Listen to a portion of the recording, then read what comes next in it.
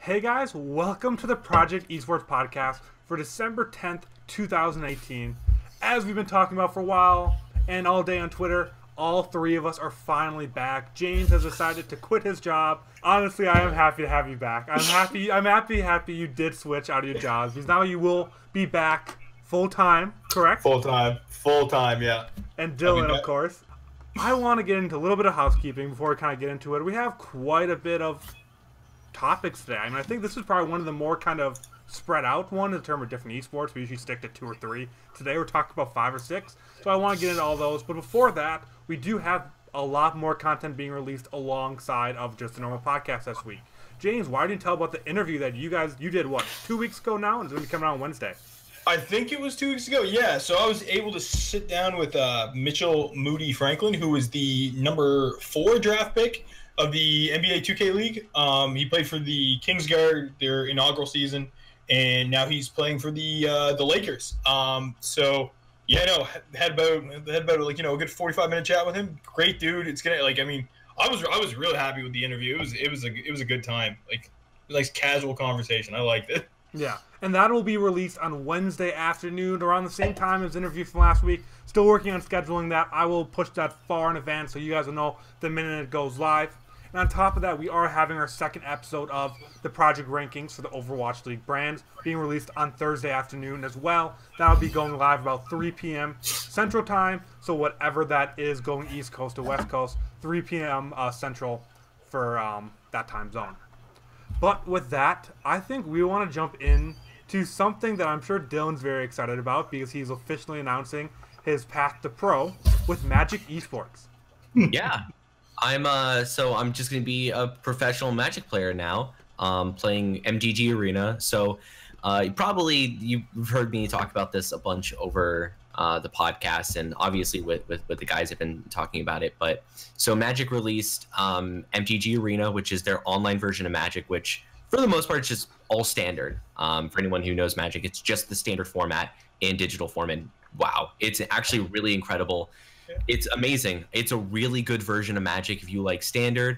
The card economy is really good because it's not an economy, and so you can kind of just craft cards very easily, and you can get tier 1 decks very easily, unlike in paper Magic where you have to pay like sometimes hundreds of dollars for these decks. So it feels really good to play tier 1 decks and get them fairly easily.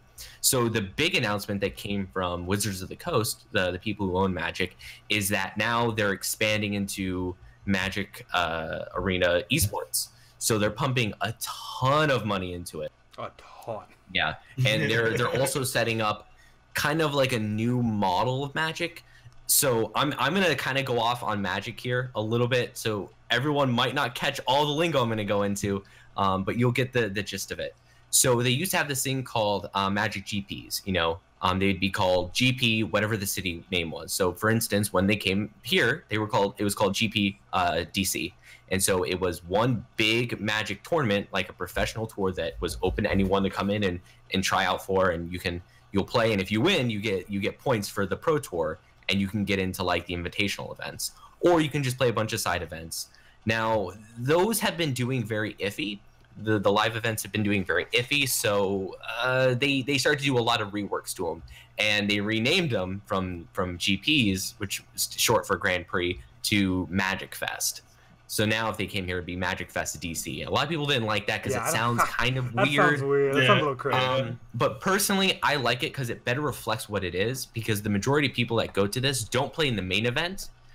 They play in a lot of side events, and that's what I do. Whenever I go, I don't like playing in the main events because it's a lot of pressure, and it's a lot, and there's a lot of good players. I like just playing side events because they're really fun. They're low stakes, but you still pay into them, and you can still get prizes and stuff, and they're really fun. So I do like that kind of catering to when they say cater to the casual audience of Magic, it's kind of like a misnomer sort of, because a casual Magic player still plays and like pays into the game and sometimes puts hundreds of dollars into it. The only like casual version is kitchen table Magic, where you don't go to anything, you just play literally in your house with your friends. So anyways, with that big change that they're doing to these live events, they're also implementing kind of an esports aspect with MTG Arena because it's been a hit. And so now they're splitting Magic into 2 categories. So now you have MTG Arena and what they're calling tabletop. And tabletop is literally just the paper version of Magic. And people are excited and upset by this. The old school players are a little bit upset because there's a lot of formats that aren't well supported in Magic. Outside of standards sometimes. And these are formats with old cards that Wizards doesn't inherently make money on because they're old cards from old sets. With standard, it's all the new cards coming out.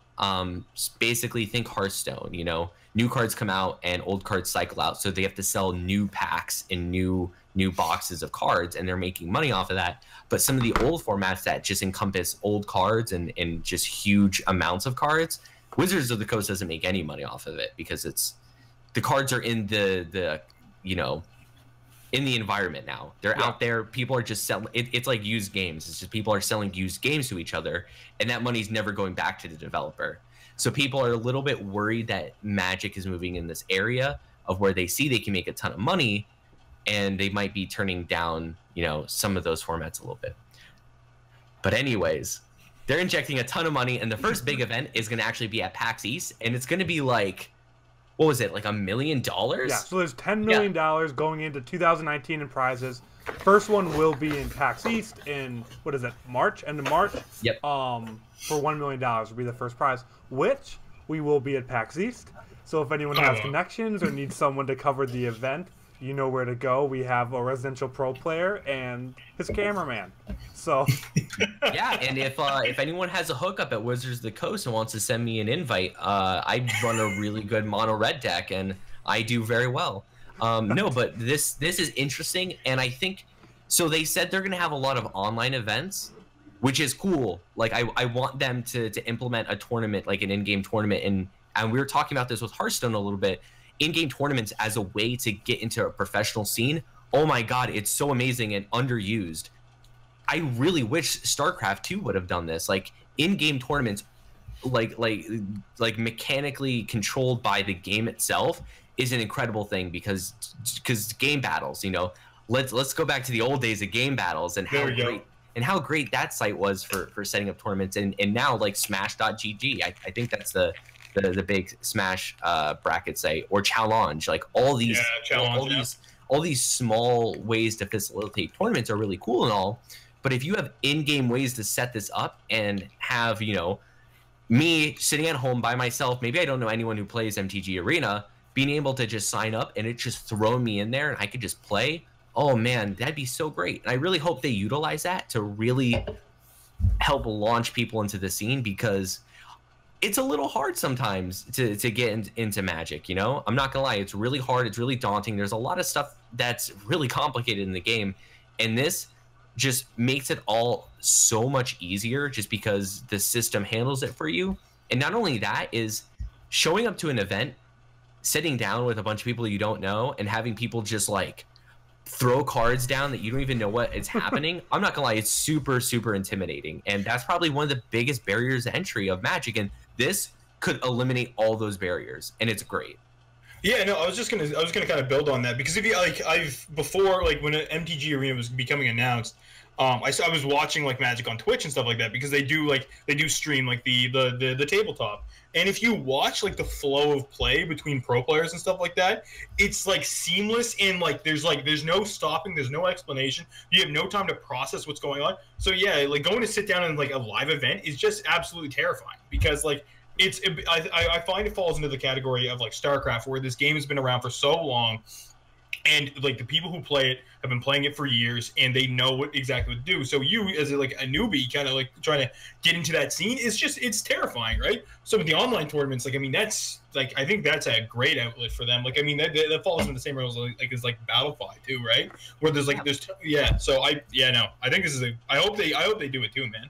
And what's actually really weird about watching Magic on Twitch right now, it sucks, to be honest. It sucks unless you are basically a professional, because when you have like a top-down view, you can barely see the card. Sometimes there's glare. And what you were saying is they're playing really fast. And the reason why they do that is that these players know each other's decks. You know the tier 1 decks, you know all the cards. And so whenever you put something down, everyone knows the interaction and what everyone's doing. So basically you're just putting cards down and your opponent's just saying, yep, go ahead. All right, my turn. Exactly, right? And it's so hard to follow that. And so even if they just move that to showing games on MTG Arena, you could see the text way easier at the very least. And it still flows really quickly, but it won't be as fast. I feel like that's going to be really, really good for the audience. A big thing I've taken a liking to with MTG Arena, especially because I was watching like Rained like stream it a lot when it was first coming out, and like Twitch implemented an interface that lets you basically like scroll over the screen and like enlarge the card. You could read the text, all that stuff, and you could really you could see you could see the hand, you could see the cards in the graveyard, all that stuff, and it made for a very like all-encompassing experience. Like it really made you feel like, okay, like I'm not like trying to like process all this information as quick as possible. I can sit here and look at his cards and take it in. You know what I mean? So I think like with that and like incorporating that into pro play, like that's gonna be awesome, right? Yeah, any bit of interaction you can get with the audience into the game itself is going to be really good. Mm-hmm. Oh yeah. I have absolutely nothing to add to this. Oh, I'm sorry. Going on. I was just going to say, I don't have much. Yeah, one final point. The game right now is actually really bare bones, surprisingly. Yeah, the game, the only big features it has is it has all the cards that are in standard and mechanically works, which I know it doesn't sound like much, but mechanically to make some of these interactions happen is really intense. Like, the game wasn't designed to be played on like a computer, so sometimes interactions are weird. So coding all of it has been probably insane, and the fact that they're able to do it and for the most part seamless. I know there's some instances of bugs happening with like, and it's not with the same interaction over and over. It's just sometimes there's a bug that happens, but besides that, it works fairly well, which is a huge deal.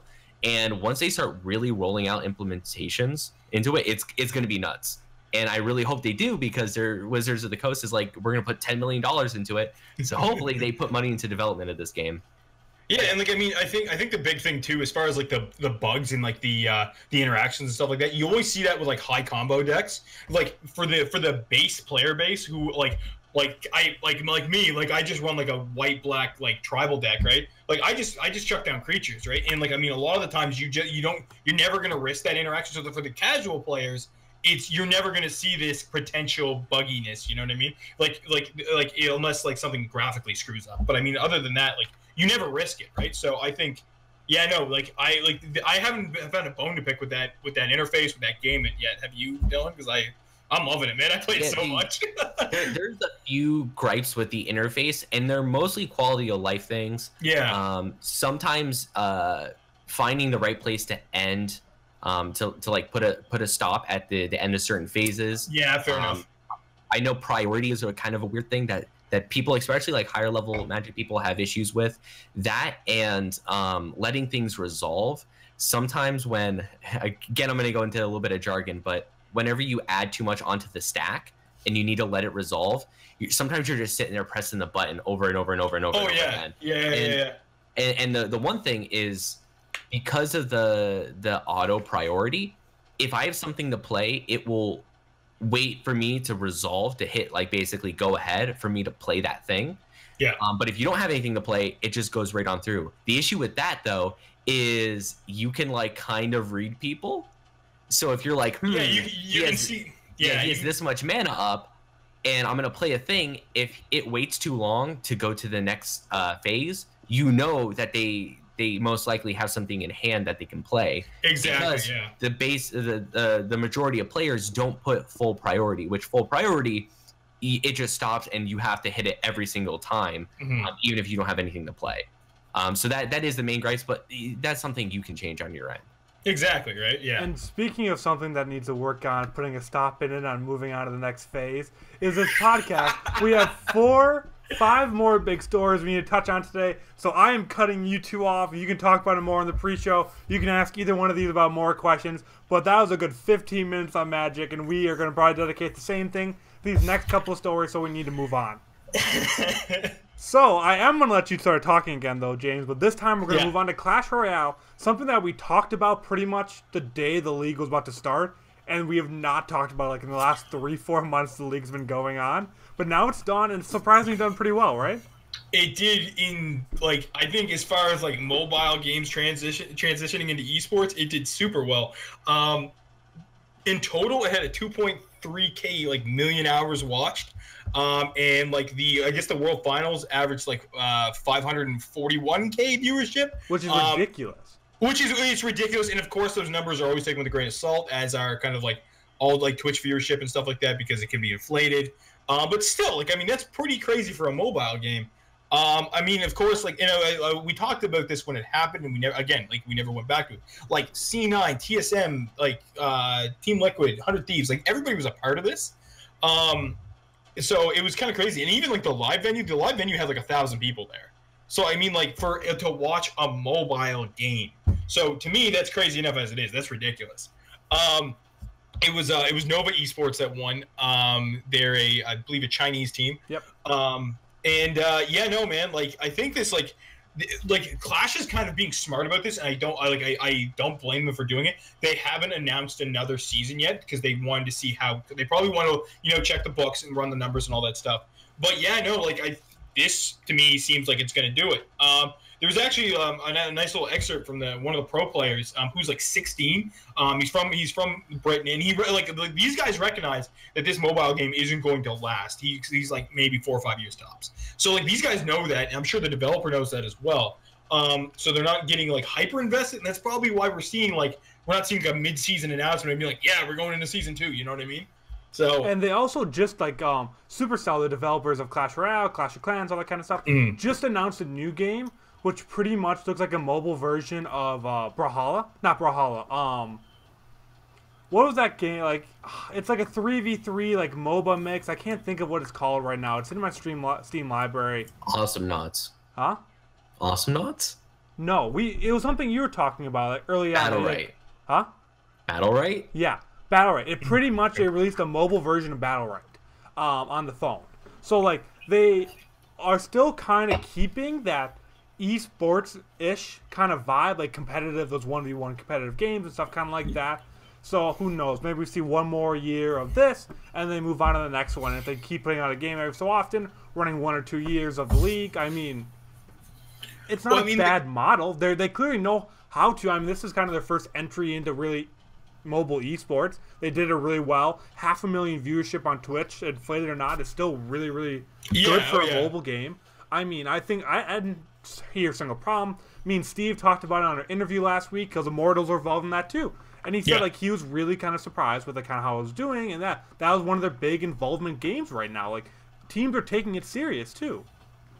Well, that's just it. Like, there's no like people are treating it like a legitimate esport because, like, I mean, it's reached that point. You know what I mean? So I'm curious to see because the Clash developer has done so well. I'm kind of interested to see like maybe if they do 2 years of like each game and then they move on to their next one. And then they sell like a franchising spot. Like, okay, in 2 years we're moving to a new game. You guys still get that same exact spot that you're currently in.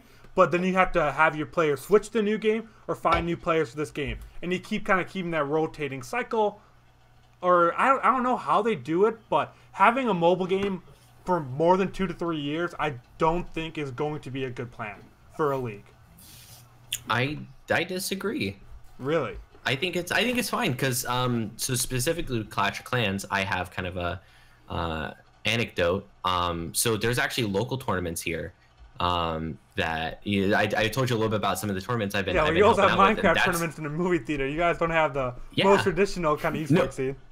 No, but the thing is there's multiple cities that have a ton of players who really like this game actually, and it's super accessible and maybe not like a franchised league model, but I think as far as like keeping at least a small scene going, they're gonna do this. I don't really think that they're gonna try to move players over because like mobile games, like it's like saying that like, okay, League is over. All right, guys, go play Dota now. Like that's not how Well, I wasn't even thinking about the same player staying on, but the same team staying in the league. Like just kind of sticking with that.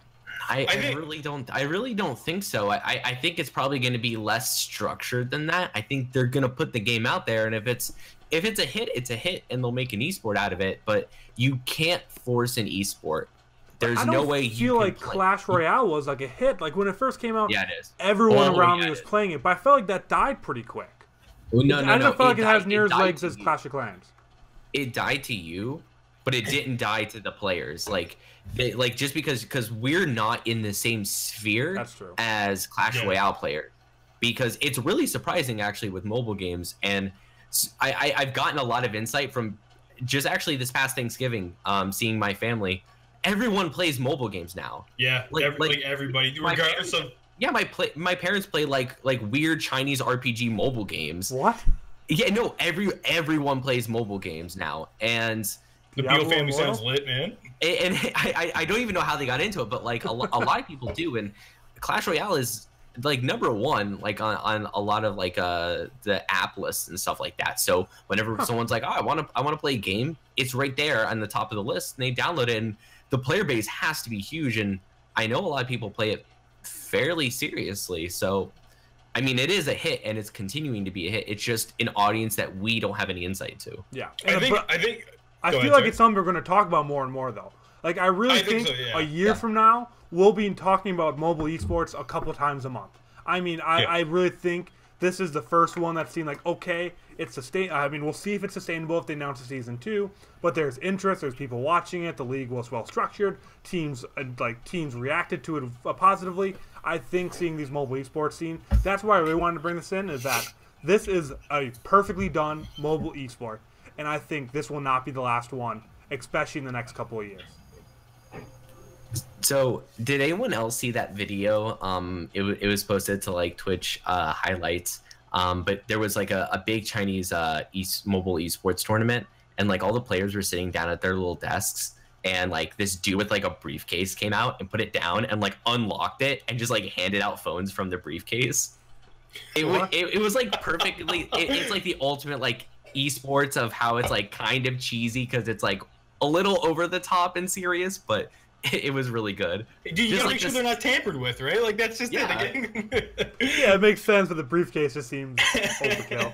Oh man, it sounds great. I think this is gonna stay the way of like the FGC. Like I think it's gonna be that kind of format where you see these really big names and stuff like that. But again, you have this format of like you know the randoms kind of coming in and showing up because again it's an online mobile game, so it's gonna be based off of like leaderboards and stuff like that. And if they choose to compete, so I'm sure guys are gonna be picked up from that just because of the accessibility. I don't know though. Like I dubbed the mobile game community, the MGC, to go along with the FGC.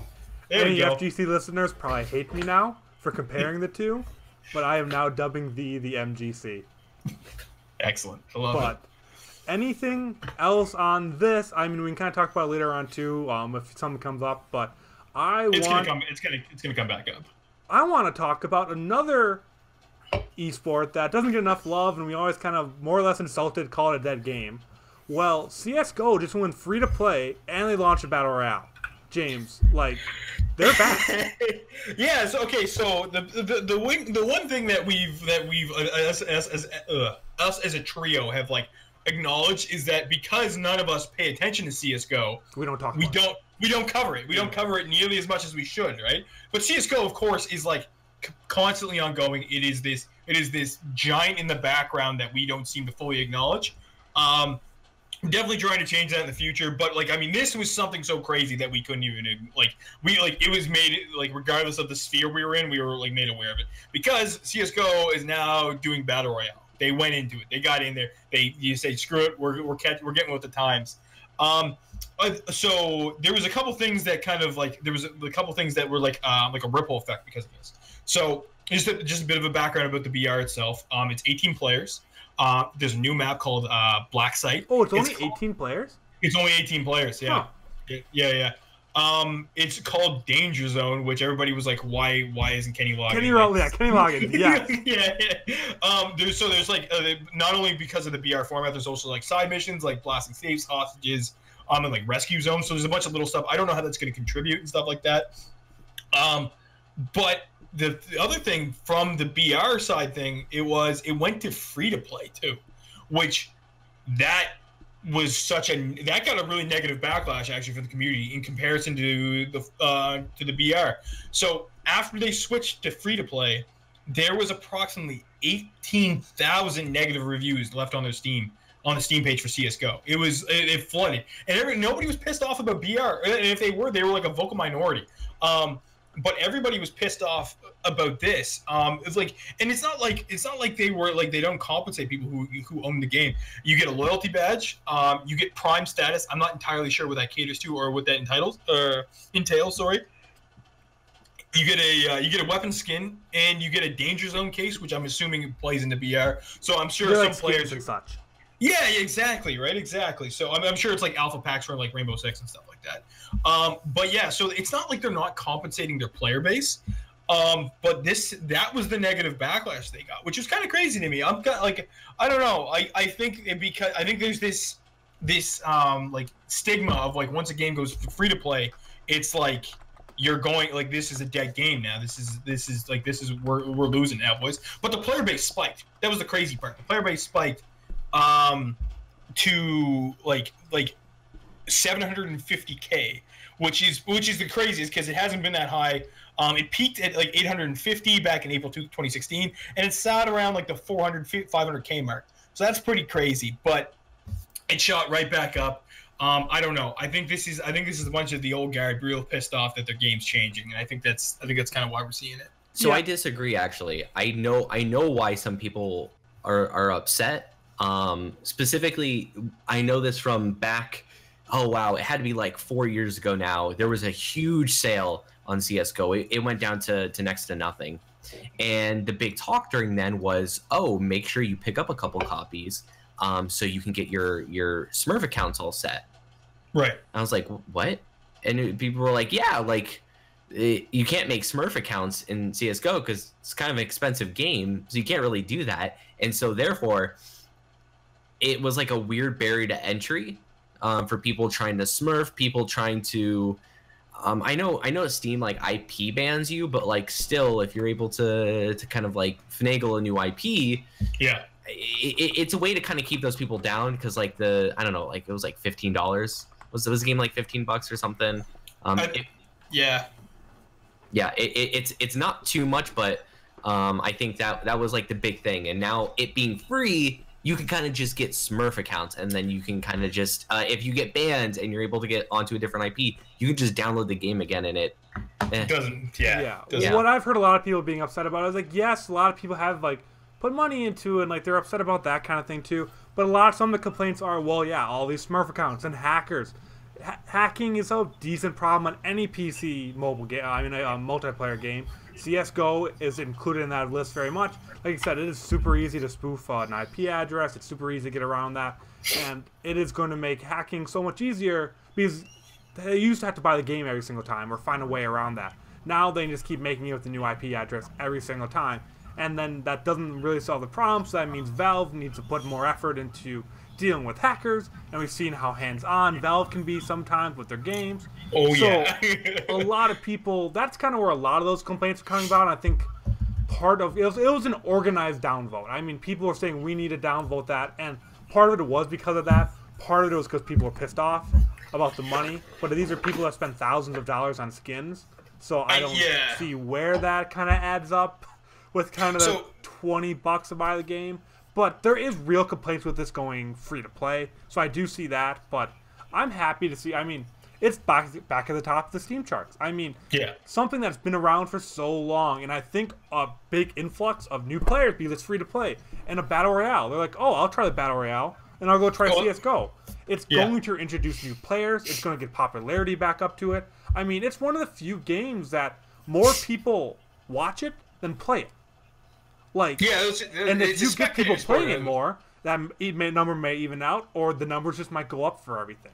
So, I mean, right now, the up and down votes may be a little skewed for it, but I think in the long term, Lou's looking at esports, it's going to help because more people are going to give it a try. I'm going to go back and give it a try or something like that because I want to try the Battle Royale, and I'll probably ultimately end up playing a game or two because it's free to play. Why not?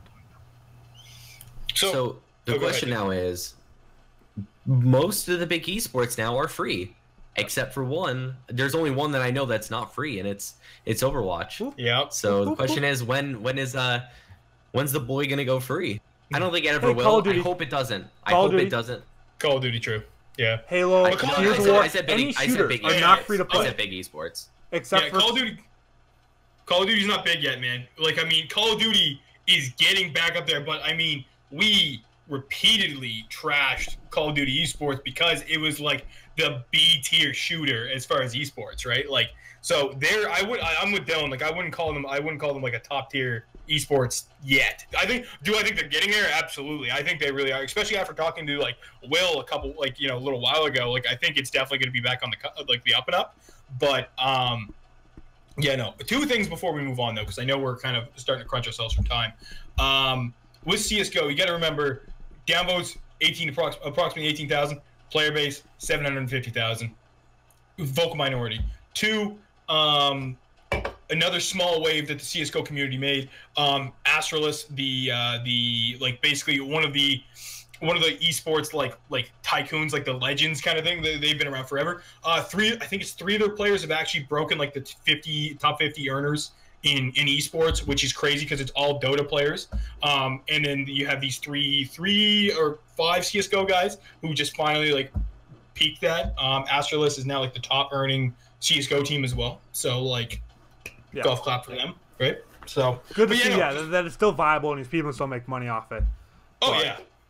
Anything else before we kind of finish up, before we kind of move into the second half of the show?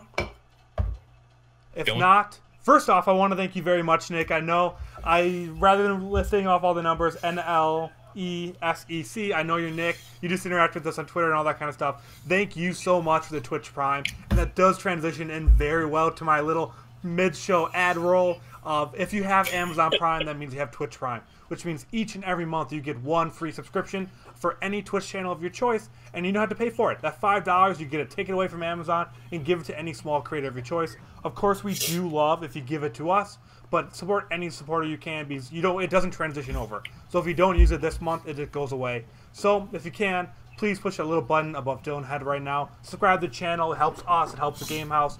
It's going to get you emotes. It's going to get you all that kind of stuff. We'll make sure that, and of course, we always interact with you as possible. So thank you very much, Nick, for the Twitch Prime. And just a reminder to anyone else that is watching along, you can also do that for free if you have Amazon Prime.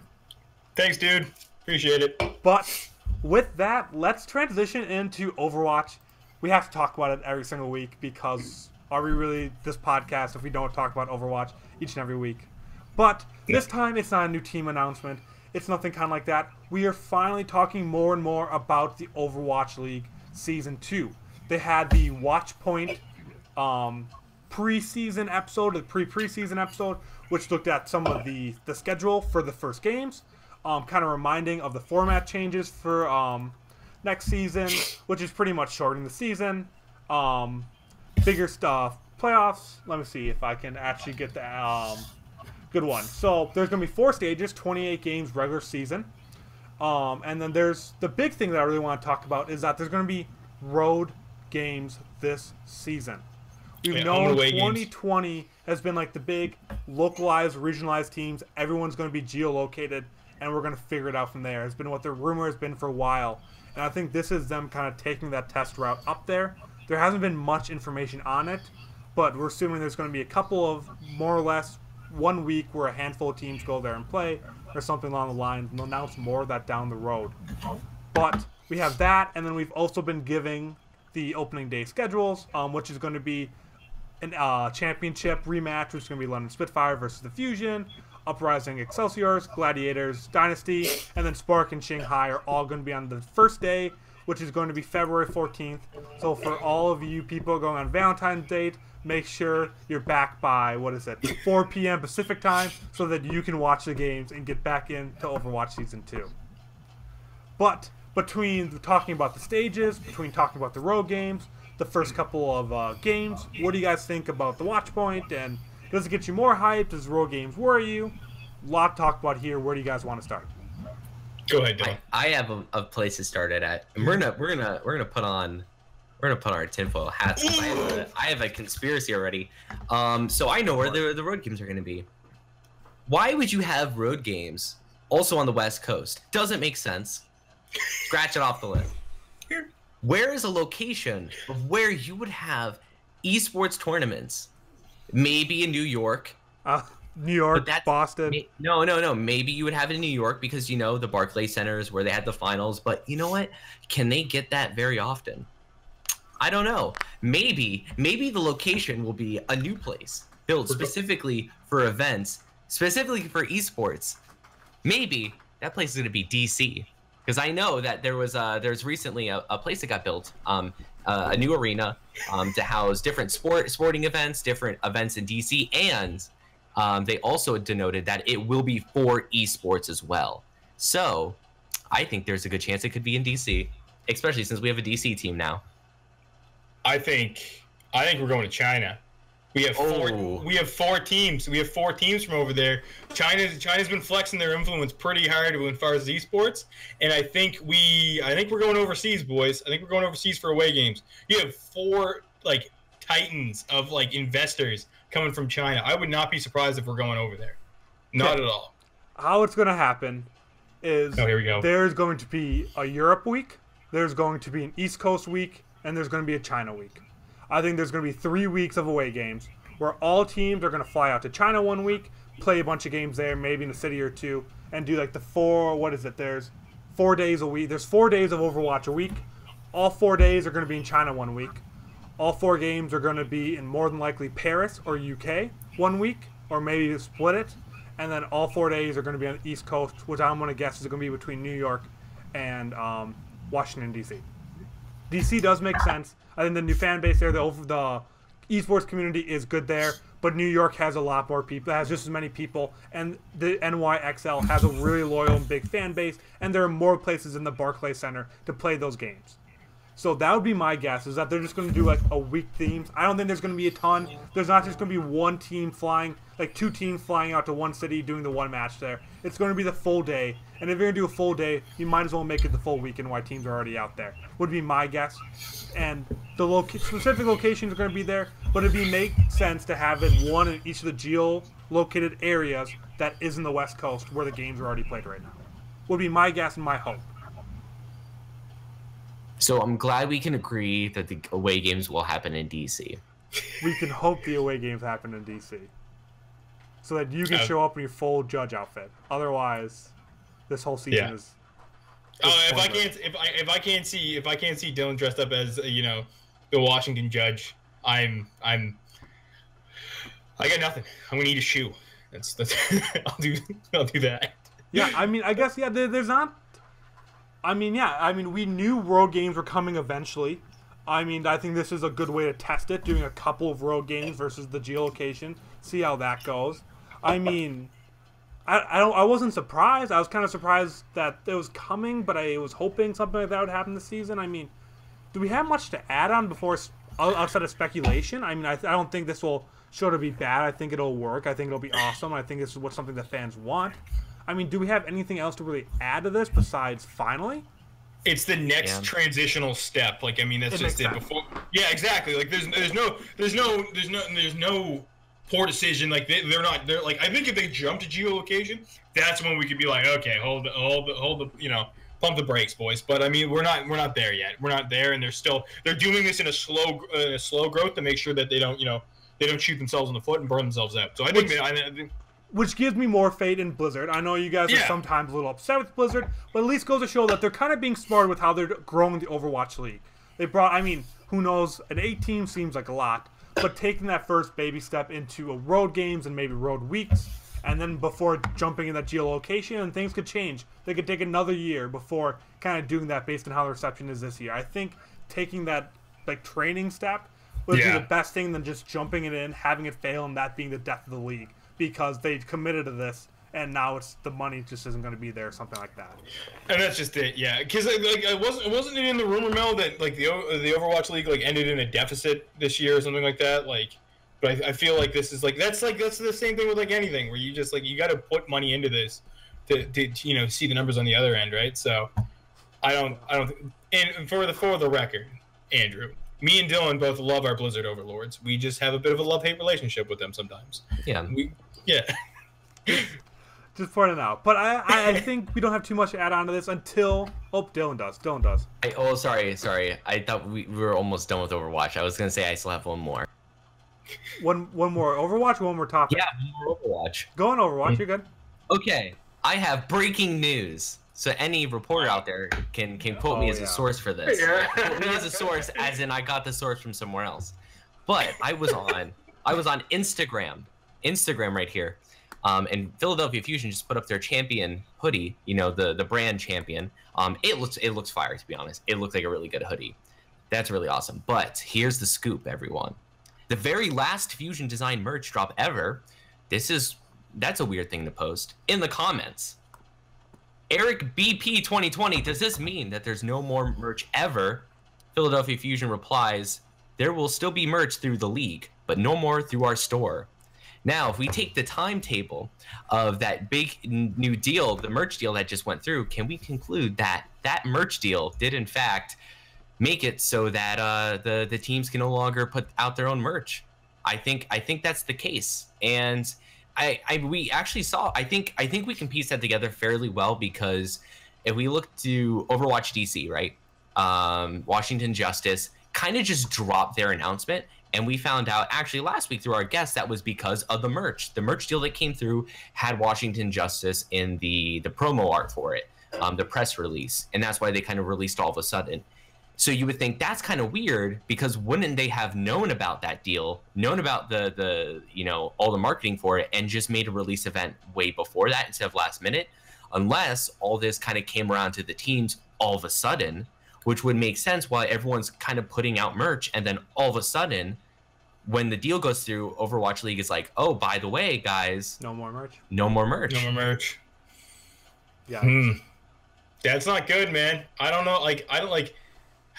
Anybody who's an MMA fan knows about the Reebok deal, with UFC, and how it killed a lot of stuff for them. It killed sponsorships and all that stuff, and it made all the fighters have to wear the Reebok brand.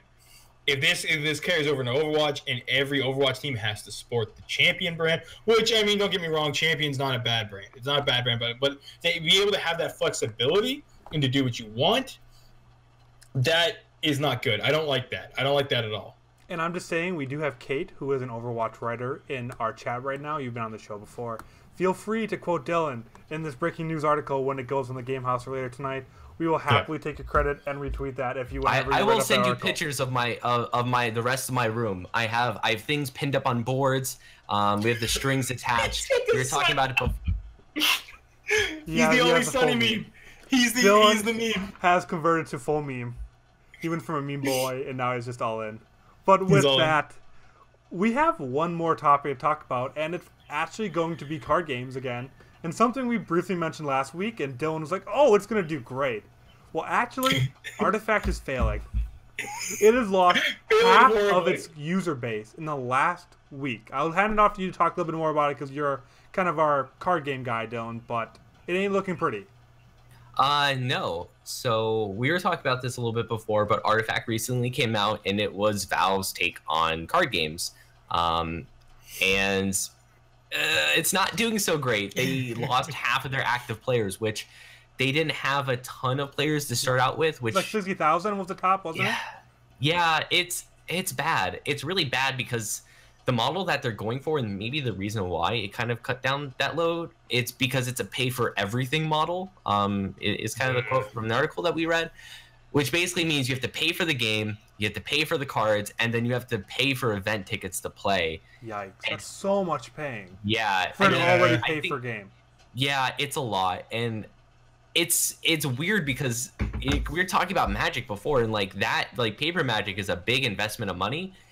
And so whenever you move to like a digital version of a card game, you expect to not have to pay literally for everything, and that's what they're doing for this. And damn, not good at all. And there's that video of whenever they announced this game at TI, of where they showed it, and then they said like Dota trading card game. Everyone was like, like you literally hear the moans and like the disgruntledness in everyone in that theater watching it.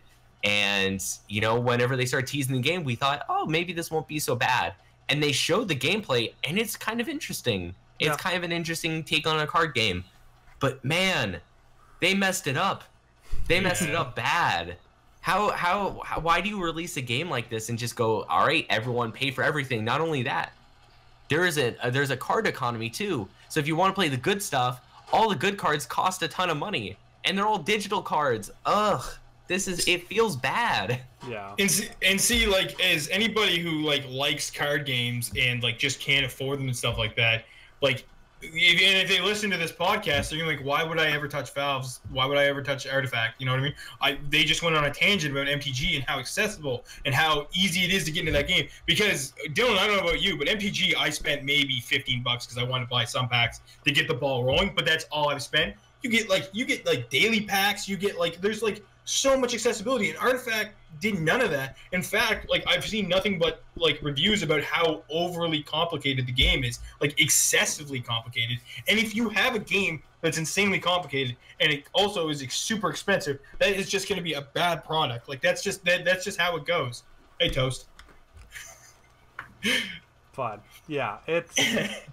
I don't think it's going to be good for the long term of it. I mean, they may end up changing some things, hopefully because of the slow player base, and maybe that'll allow it to come around. I mean, they're not. I mean, you kind of see maybe they're not against like changing some things and not making much money up front. You see with CS:GO. I mean, maybe they're like, okay, we need to change up how we make money off this, and if we're going to charge for a lot of things, we need to make some things cheaper or not cost money. So hopefully this brings change because of how low player base is. I mean, they put a decent amount of money into this, and to have 30,000 concurrent players is not enough for them. So they definitely need to pick up that. So I don't know. We'll be curious to see what they do in response to this, because the number is going to keep going down. It's not just going to magically go up with no changes. Well, that's just it. And I think the big thing is too, and the thing that blows my mind is that you have such such a large a large amount of resource material to see what has caused like rise and falls of games and stuff like that. And you have that many paywalls and stuff like that. Historically, the game does not do well. The game doesn't do well. You need to do one or the other, right? So, even when we talked about like the biggest esport that still is paid for is Overwatch. As far as cosmetics, like you don't have to pay for those. You can still have a chance of getting them and stuff like that. But can you imagine if like Overwatch, like you had to buy characters or something like that? Like the Overwatch would be dead too. You know what I mean? So like that's why I think you're seeing, like, or that's why I'm just shocked. Sorry, that like Artifact adopted this model and expected success at the gate. Like I don't know, like a lot. Like I mean, is there like an overlap of card players and like mobile players? Sure, but I don't think it's enough to carry your game. You know what I mean? Yeah,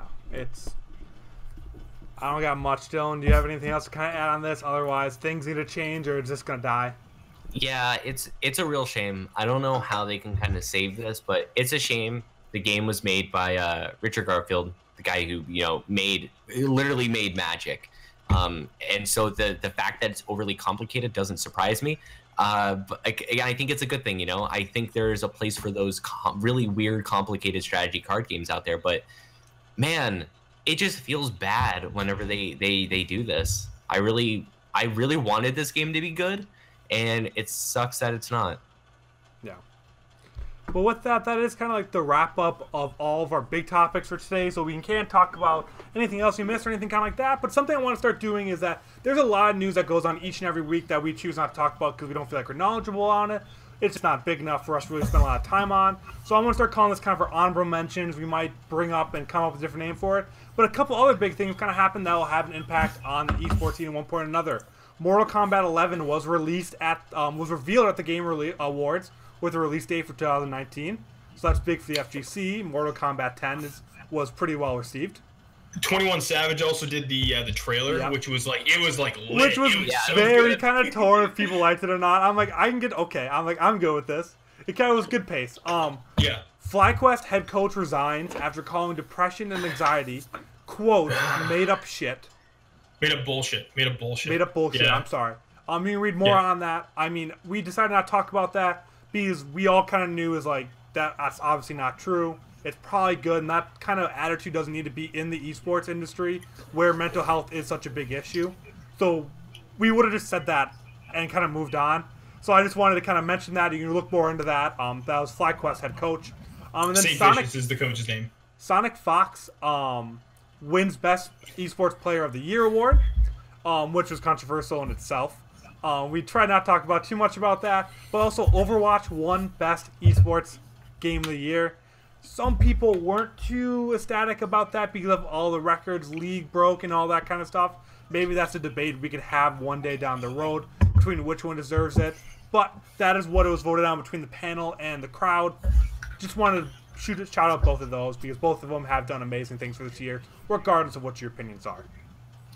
But with that, is there any last minute things you guys kind of want to wrap up before we close out the show? You're stuck with me for good now, so that's nice. I'm not. You won't be losing me for unless it's like school related. But that's about it. So we can hope. Buckle up, Buckaroos. Dylan, how about you? No. I mean, I just want to touch on the honorable mentions real quick. I think Overwatch did deserve it. No other esport really did the big stuff they did. Also, shouts out to Sonic Fox, really, for being the best fighting game player in so long. He's good at every game. It's gross. It's gross how good one person can be at so many games. He deserves it. He deserves it. Also, he's a goon. I love him. So something I want to read off just 1 second there, Dylan. I mean, your breaking news may not have been correct. Thorn Rain, I'm assuming is how you say it. One of the teams will still be able to run their own stores for Owl merch. One of the great benefits Fanatics brings to the league and all 20 teams is their innovative vertical manufacturing model, which allows for rapid design, manufacturing, and distribution of merchandise. Okay. Toast, I'm sorry. My dog is losing it right now. I can pick up if you want it. Yeah. In addition to working through Fanatics, next year teams will attain the flexibility which they hold today to produce their own promotional merchandise for their fans. So we were wrong. Dylan's whole theory is not correct. Teams will still be able to. It'll just the capacity and how it's being done will be changed, but just an update on that they still will have their own teams. So does this mean that when they say it's not going to be in their own store, they just literally mean it's going to be custom merch, but in this new store? Yes, they'll probably just do through Fnatic, and that'll just be uploaded to like that team page. All right then. Or some attitude. No, it's like, is Fanatics, like, do they have like a limited brand like list that people can work from? Like, is it like one of those things? Like, or is it literally just like a centralized like distribution place? I wonder. The model hasn't been fleshed out, but as long as we know. That's their head of esports. Hey, oh my goodness, is their head of esports licensing? So I trust the word of that, and that there's just some clarification on how it's being done is going to change, but the teams will still have it at least, which is good. Yeah, But I guess that. So actually, I don't understand. I know. I'm sorry. We're getting close on time. We still have 6 minutes. I'm gonna run this baby to the end. What I don't understand though is why did Philly Fusion say that they're not going to have anything on this store anymore? So does that, when they say they have the flexibility, so they literally made like a hoodie but by champions, like they got the champions hoodie. So does this mean that when they have the same flexibility, they can kind of throw their stuff on whatever brand that they want and then throw it on this store? Is that what you guys think? That's what I'm seeing, is that they can the way that reads to me is that they can pick whatever brand to like collaborate with, and then it goes onto the store. The teams themselves won't have it through their own individual websites, I guess, and it'll all be like centralized there. So that's how it reads to me. But like, I don't know if that helps your point or not, Dylan. Like, I don't know. Yeah. To make they'll still be able to make merch through Fanatics, not just League. Yeah, not just the specific League merch. So I guess you'll have the League store, and then you'll have the like Fanatics store, I guess. Yeah. So I guess the only thing I was looking to drill down on is, say if they want to make a custom hoodie, does it have to be, they submit the design to them and they go, okay, let's take what base clothing we have and design around it. Because if that was the case, then like I was saying, they wouldn't be able to produce things with other like I don't know, like say if they got like Adidas, like they couldn't make an Adidas hoodie that's like Philly Fusion or whatever. That's what I was wondering the specifics of. I mean, I am very glad that. Thank you also, thank you so much for posting this because this was really informative. We're working through this story, which is great. But I'm definitely interested to see how this, plays out, because this is a lot of interesting detail.